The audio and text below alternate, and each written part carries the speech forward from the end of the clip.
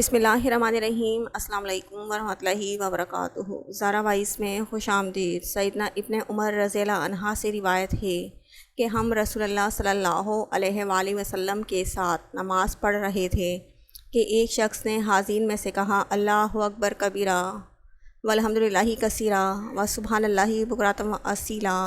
ترجمہ: اللہ سب سے بڑا ہے، بہت بڑا، اور ہر قسم کی تعریف اللہ ہی کے لیے ہے، بہت زیادہ، اور میں صبح و شام اللہ کی پاکیزگی بیان کرتا ہوں۔